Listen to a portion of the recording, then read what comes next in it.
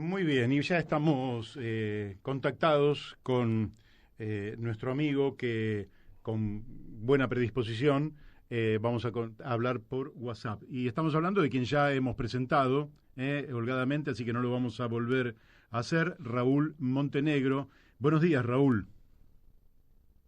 ¿Qué tal? Buen día, un gusto realmente. Bueno, igualmente para nosotros. Eh, Yo quería empezar con vos un diálogo un poco mirando para adelante, ¿verdad? Y uno de los grandes Ujú. escollos que observamos en el tema de la crisis ambiental es, bueno, esta coincidencia que hay sobre el calentamiento global. El calentamiento global da la impresión de tener responsabilidades en distintos niveles. Podríamos decir desde lo individual, ¿no? Pasando por lo municipal, lo nacional o lo global. El problema es que lo Ujú. global, que es determinante, cuenta con grandes potencias que parece que no quieren ir en la dirección correcta. La pregunta entonces ¿es posible detener el calentamiento global? Veamos. Uno, una de las cosas que tal vez debamos tener en cuenta y que no es un tema menor, es que buena parte de las decisiones que nosotros tomemos ahora Ujú. no van a incidir mayormente en los cambios en marcha. Eso ya es un pequeño inconveniente. Claro. O sea, ¿qué quiero decir con esto? Em, por ejemplo, en estos días, digo en estos días porque es prácticamente con los datos muy recientes, Ujú. se ha producido la mayor concentración de dióxido de carbono en la atmósfera de por lo menos el último millón de años. Ah, O mire. sea que los valores que se han, en plena pandemia, Ujú. en plena pandemia global, hemos tenido la mayor concentración, insisto, de dióxido de carbono desde el último millón de años. Al mismo tiempo, se ha registrado la temperatura, si vamos a ver los valores mensuales, Ajá. la prácticamente la segunda temperatura más alta en lo que hace a registros históricos. Este, o sea, ¿qué es lo que quiero decir? Que, ¿Mm? No, no, te escuchamos bien.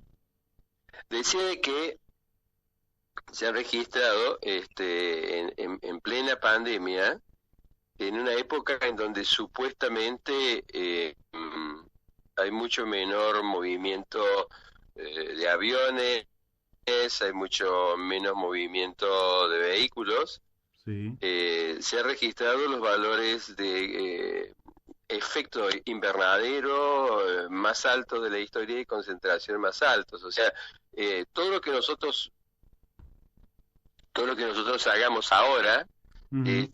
va a tener efectos muy en el tiempo. O sea, eso me parece un elemento importante porque a veces muchas personas piensan que si nosotros empezamos realmente a modificar elementos, ahora vamos a tener efectos inmediatos. O sea que ya nomás el precio que vamos a pagar eh, es porque lo que ya hicimos va a generar impactos durante un tiempo bastante largo hasta que se puedan ver efectos positivos. Eso me parece que es importante tenerlo en cuenta porque es una durísima realidad. O Claro. sea, jugamos mal y el jugar mal tiene efectos muy prolongados. Ujú. O sea que eso me parece que es un elemento eh, como preocupante. Y la otra es que sin descontar todo lo que significa el cambio climático global, En realidad nuestro principal problema, y de alguna forma creo que ha quedado muy manifiesto en estos tiempos, es de que la amenaza más inmediata que tenemos y la más problemática en realidad es el cambio en biodiversidad y que mucho más peligrosa en consecuencias, incluso peores todavía, que la que podemos tener por cambio climático global, ¿no? Ajá. ¿Y en qué consistiría? Vos decís que estamos haciendo desaparecer la biodiversidad originaria y la estamos... y a dónde vamos con eso?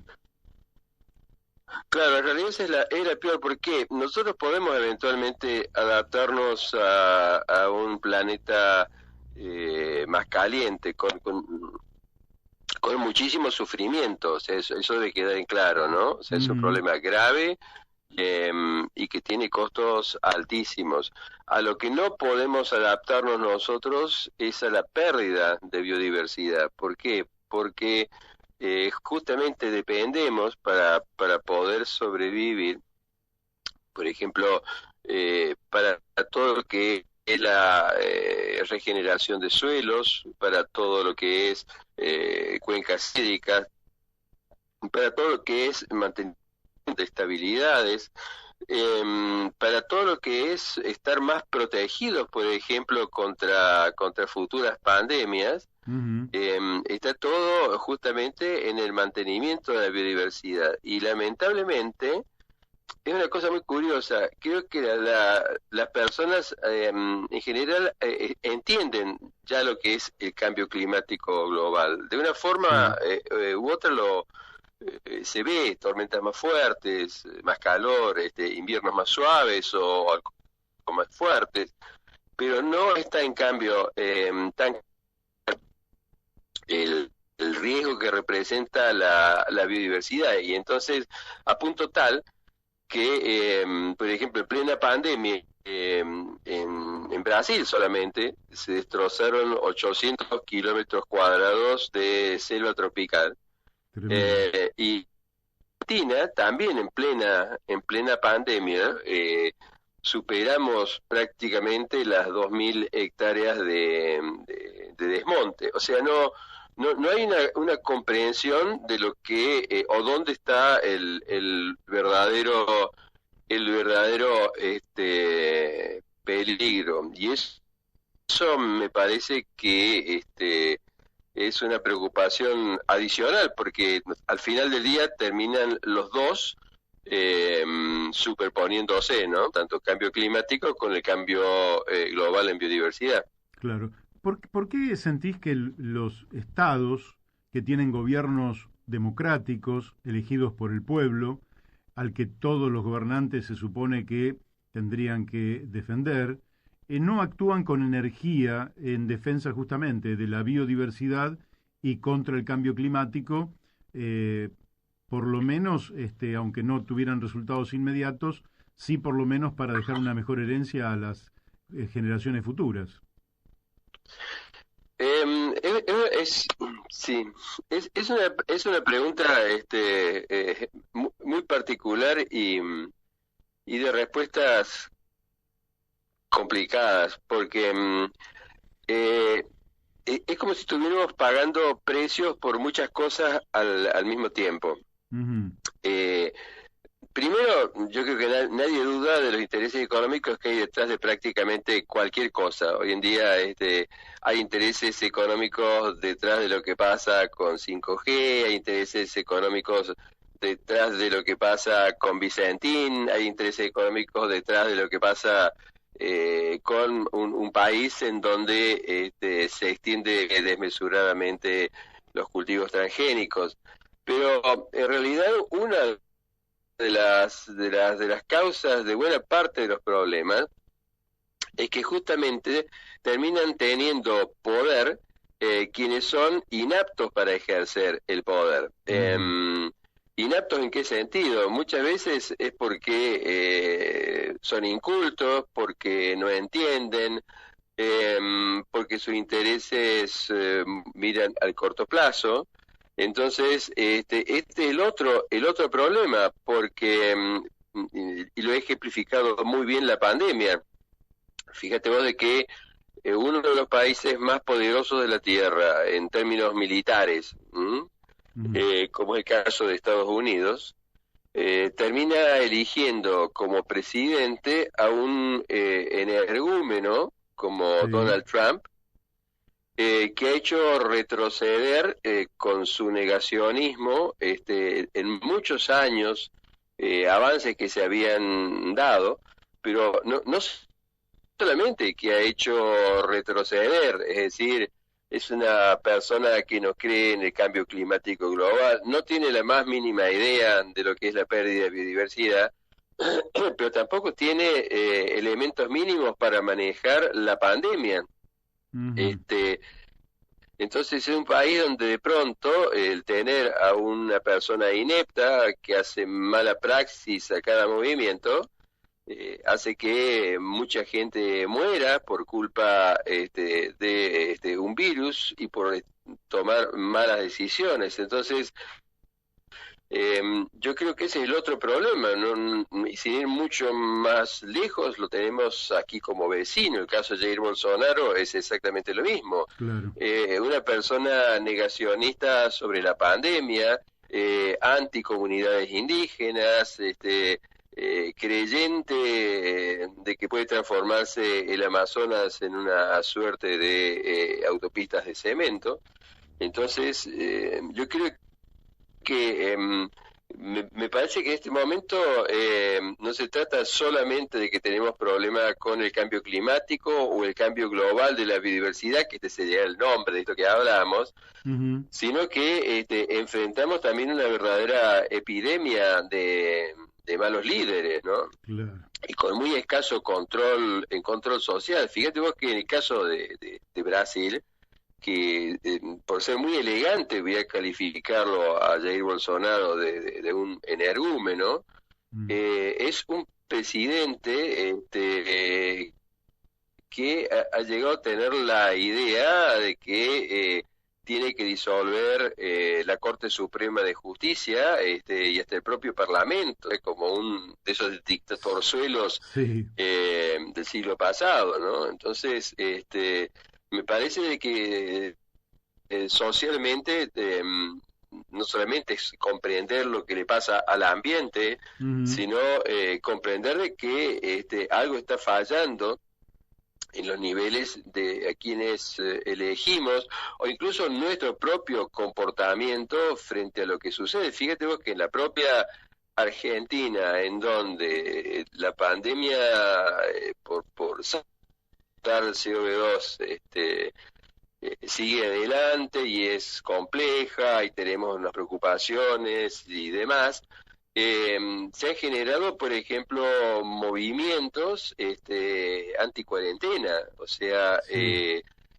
por lo tanto digo, son épocas muy extrañas y es muy preocupante porque ya no se trata solamente, como te decía, de que haya intereses económicos detrás de tal o cual cosa, Ujú. sino que se están visualizando problemas que creo tienen que ver con malos líderes, pero también con sociedades que no están realmente o por lo menos no la sociedad incompleta, ¿no? Sino sectores sociales que no están a la altura, pero ni remotamente de las amenazas que vamos teniendo, ¿no? Claro. ¿Por qué pensás vos que el pensamiento científico, el método científico, sus conclusiones, eh, parecen haberse estancado? Digamos, también a mí me preocupa mucho cuando Sí. Hola, Raúl. ¿Se cortó? Ah, mira. Bueno, qué problema. Bueno, lo vamos a llamar de vuelta porque la conversación estaba más que interesante. Entonces, vamos a volver a hablar con él. Bueno, esto es en vivo, ¿eh? Así que tenemos todas las dificultades y quedan registradas, ¿eh? Para los oyentes. Hola, Raúl. Se cortó. veía veía el reconectando, reconectando. Sí. Bueno, de mi Me, parte, me, me, sí, decime, me lo que te preguntás de preocupaba. vuelta, me harías de vuelta la pregunta que me hacías. Sí, mi Hola, pregunta, hola, hola, ¿me escuchás bien? sí, yo te escucho, sí. Bueno, mi pregunta era, a qué atribuís vos que el pensamiento científico, las conclusiones que surgen a través del método científico de análisis, sean puestas en duda por esta parte de la dirigencia política que vos decís y también por vastos sectores que da la impresión de que niegan lo que resulta absolutamente demostrado, evidente y ratificado en general por digamos, el mundo científico. ¿A qué atribuís este fenómeno raro? Sí, está muy bien la calificación de fenómeno raro. Yo también lo veo como muy extraño. Eh, asumiendo que a su vez la ciencia obviamente da respuestas muy interesantes, por ejemplo, en situaciones críticas como las que podemos estar atravesando, y siendo que la misma ciencia también es la responsable de varios de los peores problemas Mm, que enfrentamos en muchos campos hoy. Lo real es que la buena ciencia, que me parece importante entender lo que es buena ciencia, ¿no? La buena ciencia es la que está basada en que cualquier resultado que se obtenga puede ser comprobado o rechazado por pares, por ejemplo, por eso que se publica, claro. eh, que a su vez buena ciencia también es aquella en donde las declaraciones de interés, los aspectos éticos están considerados, ¿no? Ujú, Hagamos la salvedad de que obviamente también hay en este momento ciencia hecha para desarrollar elementos, por ejemplo, de uso bélico, ¿no? claro. Entonces, hecha esa aclaración, ¿por qué la sociedad tiene esta reacción ante la buena ciencia? Yo creo que es porque estamos en una etapa, en un experimento social sin precedentes. Ujú, En primera vez, las personas tienen acceso a una cantidad de información tan monstruosa, pero de una cantidad impresionante, en donde no solamente está el problema de qué hacer con tanta información, sino que ha irrumpido de un modo, yo te diría, espectacular, la información incorrecta, la fake news, ujú, la información sin ningún tipo de base.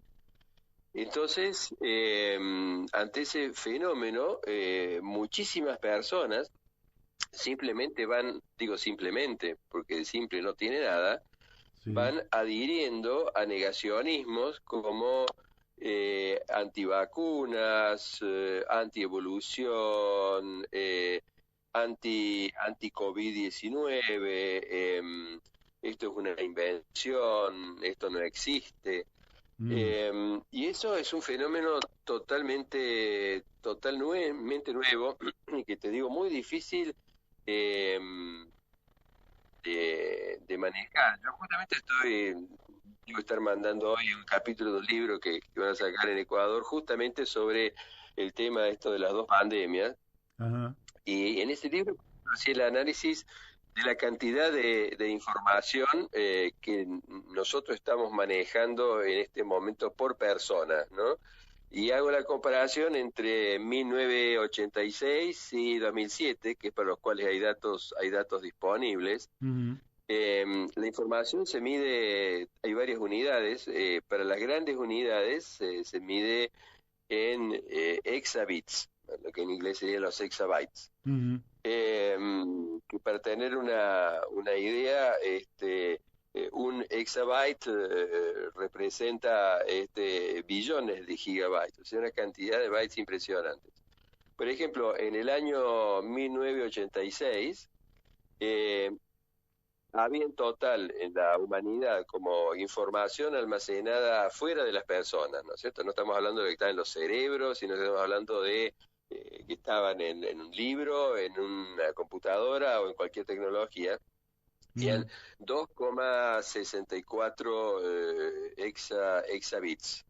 Ajá.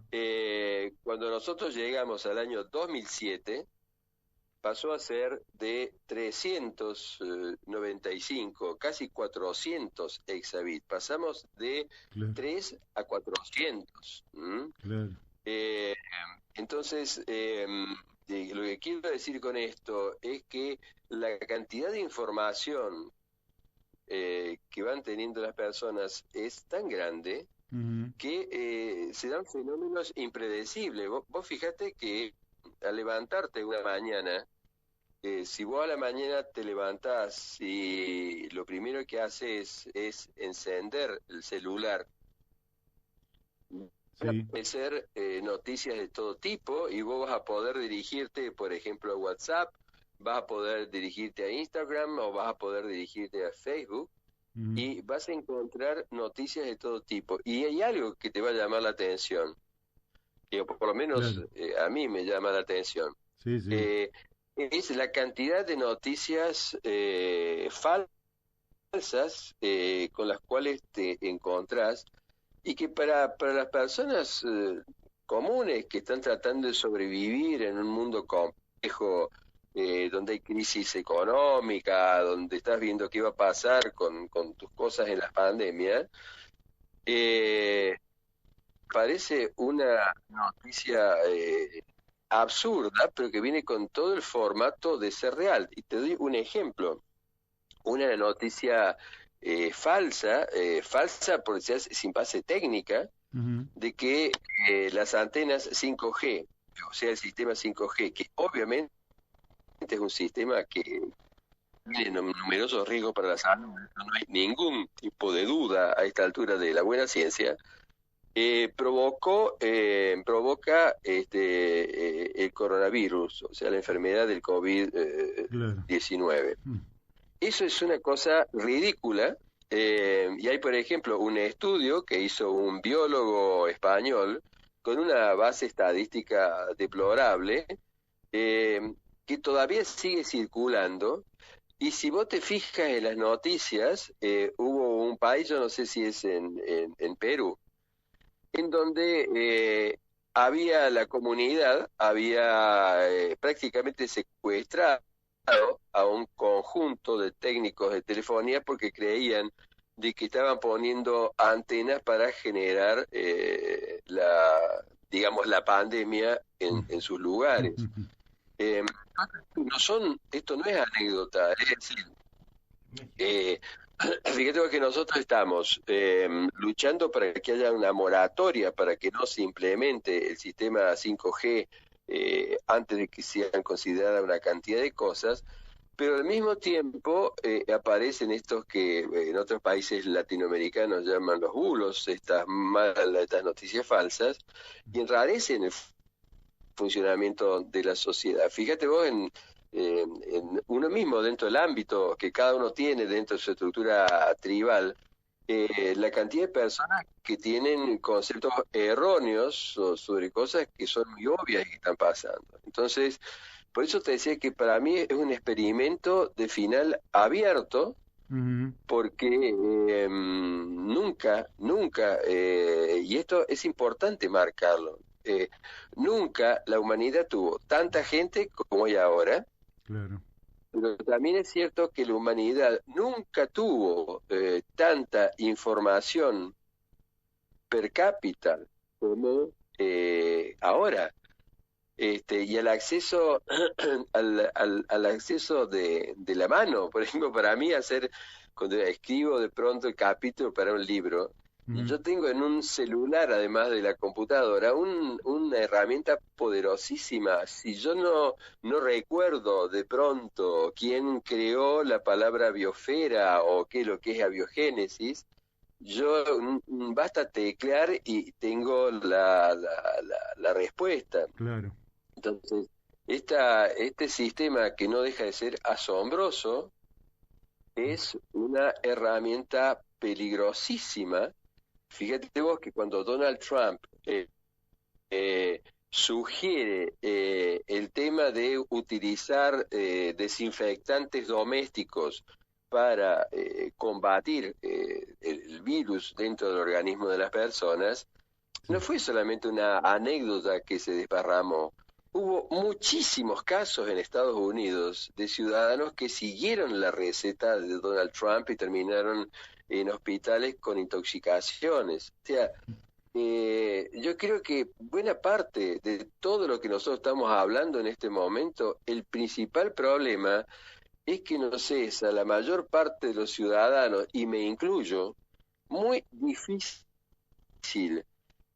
discriminar la información que me permite ser más responsable, tener los justos miedos y las justas esperanzas, Mm. porque es una tormenta que viene en los formatos más increíbles y a veces en unos formatos que te da la impresión que debe ser serio por el formato en que viene, y es Claro. una noticia sin el más mínimo asidero, como volviendo a la pandemia, la creencia de que el virus, el SARS-CoV-2, porque debemos distinguir, COVID es la enfermedad y SARS-CoV-2 es el virus, Ujú. la creencia de que el virus fue creado en laboratorio. ¿M? Y tenés toda una serie de construcciones fantasmagóricas sobre el virus, y al mismo tiempo que estás preocupado por la pandemia, y en este momento hay como 126 proyectos para hacer vacunas, Sí. tenés un movimiento antivacunas, o sea, tenés gente que dice, no, yo no quiero vacunas. ¿Y qué pasa? ¿Cómo haces vos para que una sociedad pueda estar inmunizada si va creciendo el número de gente que no quiere estar inmunizada? Entonces, yo creo que casi me animaría a decir de que este problema de la información está en la fuente misma de muchos de los otros problemas. ¿M? Claro. Te quiero hacer, me quedan poquitos minutos y te quiero hacer una última pregunta. En realidad te querría hacer más preguntas, pero vamos a volver a hablar en el futuro. Hoy Ujú. te quiero hacer la siguiente consulta. Eh, Nosotros hemos vivido prácticamente como generación bajo el paradigma del crecimiento económico al infinito, ¿no? Es decir, que se podían desarrollar las fuerzas productivas al infinito. Pero resulta que Ujú. tenemos límites que no nos permiten ir al infinito, límites de todo sentido, ambientales, de provisión de minerales, etcétera. Eh, ¿Cómo pensás vos que se puede empezar, culturalmente hablando, a instalar un nuevo paradigma? Em, Veamos. Es también una pregunta complicada con una respuesta difícil. Mm. Eh, Desde un punto de vista muy pragmático, yo creo que es bastante difícil obtener resultados en el corto o mediano plazo eh, a esa pregunta. Es decir, que tomemos la decisión, por ejemplo, hoy, de empezar a tratar de cambiar las cabezas para que en lugar de vivir en un mundo ilimitado, las personas se den cuenta de que viven en un planeta con límites. Claro. La mayor parte de lo que te rodea está basado en la falta de límites, en donde de hecho no solamente que está basado en la falta de límites, sino que te permiten tener el instrumento que te permiten acceder a esa falta de límites. Y eso se llama, por ejemplo, dinero. claro. Es decir, en este momento el único límite que las personas de alguna forma perciben, más generalmente, es el dinero. Tienes poco dinero, tienes pocas cosas. Tienes mucho dinero, puedes tener muchas cosas y no se ven los límites. Claro. Entonces, yo te diría de que todo lo que sea hacer para que ese concepto de limitación, de límites, de que no puede seguir creciéndose en forma exponencial todo el tiempo, yo creo que hay que hacer todos los esfuerzos, pero lamentablemente la mejor maestra, el mejor maestro y a veces el más crudo y más duro van a ser los propios hechos, y es lo que está pasando en muchos lugares en este momento. Es decir, cuando el propio sistema estalla Ujú. porque ha ido más allá de lo que debía contaminarse o extraerse o destruirse, vienen los contragolpes. Y de alguna forma una pandemia viral, porque un virus es un microorganismo que lo que hace es reproducirse hasta donde le dejen que se reproduzca, la gravedad de una pandemia se ha visto justamente agravada porque a la pandemia viral se une una pandemia ambiental y toda una pandemia bélica que se está viviendo. Entonces, la respuesta tiene esos dos capítulos. Ujú. Hay que hacer todo lo posible porque todos nos demos cuenta de que hay límites y límites dramáticos, pero lo que está pasando alrededor es que en donde ya se han alcanzado situaciones dramáticas, el caso del Sahel, por ejemplo, en África, ya están en el futuro limitado hace ya bastantes años. Es decir, Ajá. la propia naturaleza, no porque la naturaleza lo piense, no hay ninguna naturaleza pensante, Ujú. simplemente es el resultado de todas las piezas que están actuando, es la que te impone límites. Y en este momento, la verdad es que los límites están viniendo más del lado de las cosas que no pudimos controlar. Y es entonces en donde muchas sociedades que eran reticentes a tomar medidas lo van a hacer. Entonces, Claro. lamentablemente, pareciera ser que estamos condenados, digo condenados, a que muchas de las buenas decisiones que tomemos solamente se toman cuando hay muchas víctimas, cuando hay ambientes totalmente destruidos, cuando ya la contaminación es insoportable, ¿no? Claro. Bueno, Raúl, lamentablemente se nos ha ido el tiempo. Te agradecemos muchísimo tu participación.